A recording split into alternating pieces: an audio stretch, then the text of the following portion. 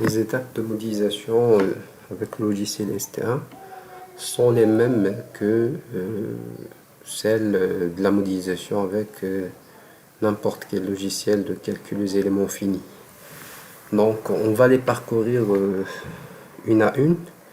Ensuite on va les illustrer sur un exemple d'un pendule à 4 travées.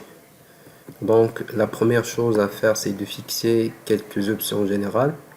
Il s'agit en fait de fixer la dimension de l'espace, ce qu'on va travailler avec une structure plane ou bien une structure spatiale.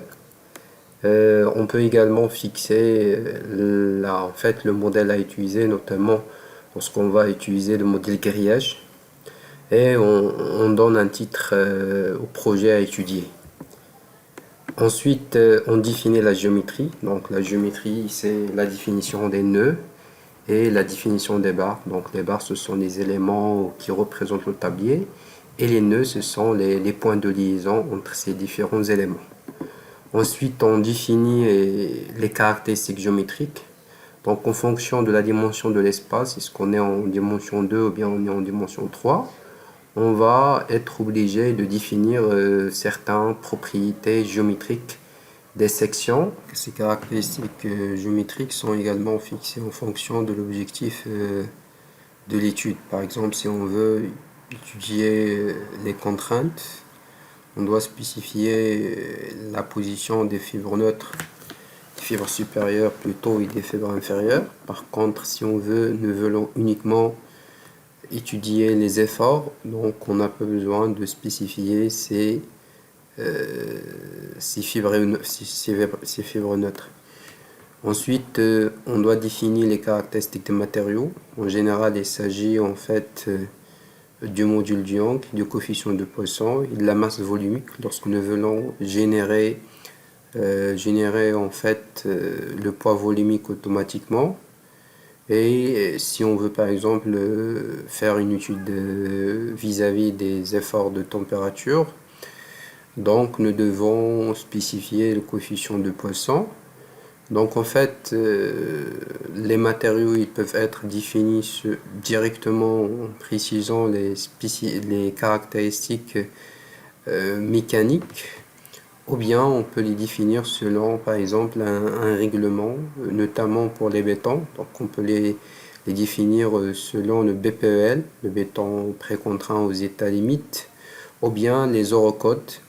Donc là, c'est en général lorsqu'on veut faire l'étude d'un pont en béton précontraint, et nous voulons tenir compte en fait des lois de comportement et des phénomènes de fluage et de retrait du béton. Ensuite, on définit les sections d'études. En fait, les sections d'études, ce sont les zones de la structure à étudier et les grandeurs à étudier. Nous avons le choix entre étudier les efforts ou bien étudier les déplacements. Donc on peut soit étudier toute la structure, soit s'intéresser uniquement à une zone de structure en fonction des problématiques et de l'objectif posé. Ensuite, on définit les chargements. Donc on définit en fait les deux types de charges auxquelles il est soumis un pont. Il y a les chargements fixes. Ensuite, on applique les chargements fixes et on définit les surcharges mobiles. Donc ce sont en fait les convois auxquels il sera soumis le pont. Donc pour les charges mobiles, il y a lieu de définir le tablier, ça veut dire les barres ou bien les éléments qui vont constituer le support du tablier. On définira également la coupe transversale du tablier. Et on définit les surcharges routières. Donc on va définir des surcharges qui vont représenter le passage des différentes charges sur le pont. Ensuite, on applique les charges mobiles. Il faut noter que, en général, la définition des charges et leur application, ils sont séparés. Ça veut dire qu'on peut définir toutes les charges, ensuite on les applique séparément. En fait, ça, il a l'avantage de considérer en fait le caractère de charge, notamment vis-à-vis des caractéristiques de rigidité à considérer, puisqu'on sait bien que pour certaines charges, il faut plutôt considérer des modules instantanés du béton, alors que pour d'autres, il faut considérer les modules différés du béton. En fait, la séparation entre ces deux types de charges, ça permet en fait de moduler les efforts, les caractéristiques mécaniques de la structure en fonction de la nature de la charge. Ensuite, on définit les enveloppes, puisqu'on a en fait des charges, des surcharges qui vont circuler sur le pont.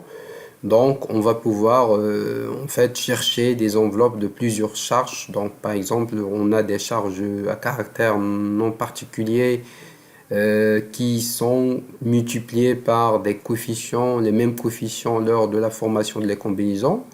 Donc, on peut dans un premier temps commencer par faire leur enveloppe, c'est-à-dire le maximum et le minimum. Et en fait, c'est maximum et c'est minimum qu'on va en fait combiner avec d'autres charges.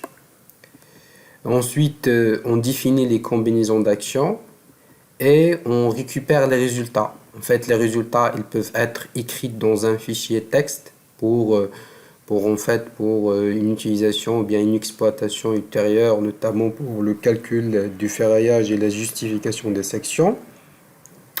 Ou bien ils peuvent être visualisés graphiquement via en fait une interface graphique que nous allons explorer lors de l'exemple d'application. En fait, le premier exemple sur lequel on va se baser est celui d'un pendal qui est constitué de 4 travées avec 2 travées de rive de 13 mètres et 2 travées centrales de 18 mètres. La coupe transversale est fait 10 mètres, donc il est réparti entre une chaussée de 8 mètres et 2 trottoirs de 1 mètre. Donc les charges auxquelles il sera soumis le pont sont le poids propre qu'on va générer automatiquement, une charge linéaire de 4 tonnes par mètre linéaire. Il faut avoir à l'esprit qu'en fait les charges, la structure en utilisant ST1, il est modélisé par des éléments barres qu'on va compléter par une répartition transversale faite manuellement. Et le pont, il sera également soumis à des charges d'exploitation, des charges du système A, des charges du système BC, des charges militaires et les charges du trottoir.